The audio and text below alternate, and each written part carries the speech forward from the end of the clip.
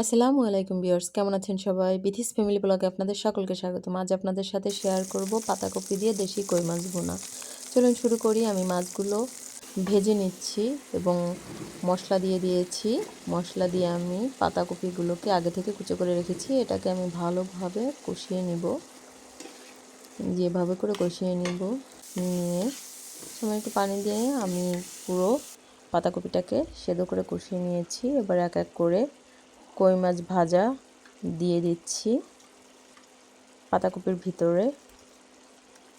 এভাবে করে আমি আর একটু সামান্য পরিমাণে পানি দিয়ে আমি এই যে টেনে এসেছে, আমার মাছটা অলরেডি হয়ে গেছে। আমি এখন ধনিয়া পাতা দিব। আমার ভিডিওটি ভালো লাগে লাইক, কমেন্ট এবং শেয়ার করবেন। নতুন যারা আছেন চ্যানেলটিকে সাবস্ক্রাইব করবেন। এভাবে করে এই কই মাছটা রেঁধে খেয়ে দেখবেন, ভীষণ ভালো লাগে। পাতাকপি দিয়ে ভুনো করলে কই মাছ খুব টেস্টি লাগে। ভালো থাকবেন সবাই। আসসালামু আলাইকুম।